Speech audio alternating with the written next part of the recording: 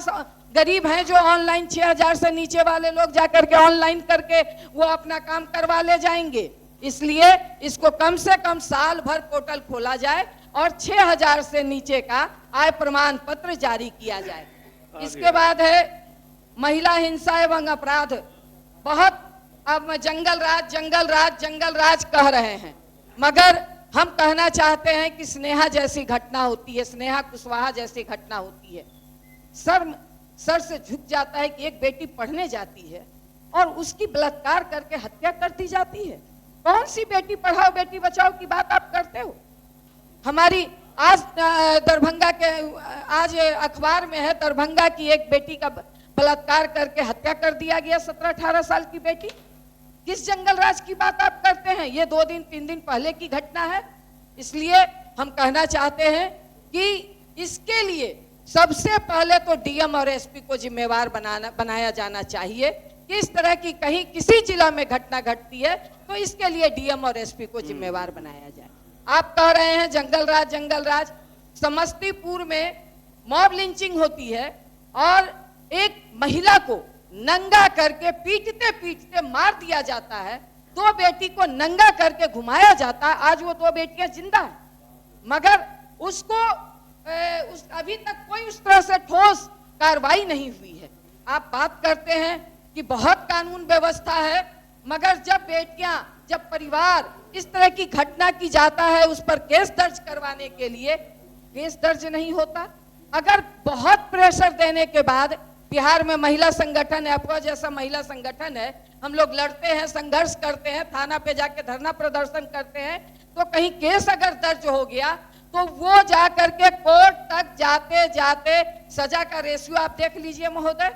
ये आंकड़ा आप लोग ज्यादा बेहतर आंकड़ा निकालती है सरकार, क्योंकि आंकड़ा निकालने में बहुत माहिर है, इसलिए आप आंकड़ा निकाल करके देख ले सकते हैं महोदय कि क्या आंकड़ा है, सजा का दर क्या है। इसलिए सजा का दर पर थोड़ा विशेष ध्यान देना चाहिए था महोदय। आगे पॉइंट है, बस आगे बढ़िए। ग्रामीण चिकित्सक, इसके पहले महोदय बहुत लोगों ने बहुत समय लिया है, इस पर थोड़ा सा, इसलिए मैं ज्यादा समय नहीं लूंगी महोदय। ग्रामीण चिकित्सकों को उपयुक्त ट्रेनिंग देकर, आप ग्रामीण चिकित्सक अगर आप देखेंगे कोरोना काल में ग्रामीण चिकित्सकों ने, अगर नहीं रहता ग्रामीण चिकित्सक तो कोरोना में बहुत बड़े पैमाने पे मौत होती। ग्रामीण चिकित्सकों ने कोरोना में लोगों की जान बचाने का काम किया है। आप उनका प्रशिक्षण नहीं करवा रहे, अगर जो प्रशिक्षित हैं उनको आप रजिस्टर्ड नहीं कर रहे और जो रजिस्टर्ड हैं उनका आप समायोजन नहीं कर रहे, तो मुझे लगता है कि ये भी अभिभाषण में होना चाहिए था कि ग्रामीण चिकित्सकों को आप सरकारी एक समायोजन कीजिए, जिससे कि बड़े पैमाने पे गांव के गरीब ग्रामीण चिकित्सकों के हवाले हैं, अगर उनका समायोजन हो जाएगा तो और बेहतर इसका रिजल्ट आपको मिलेगा।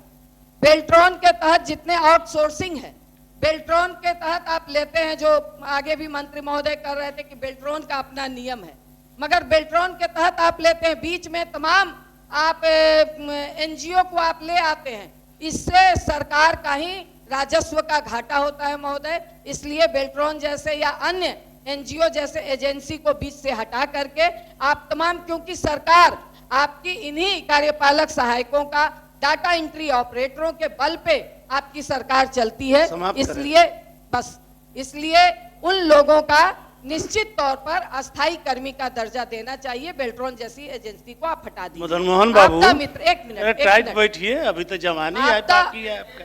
1 मिनट बैठिए, बैठ जाइए, बैठिए आप। महोदय, सरकार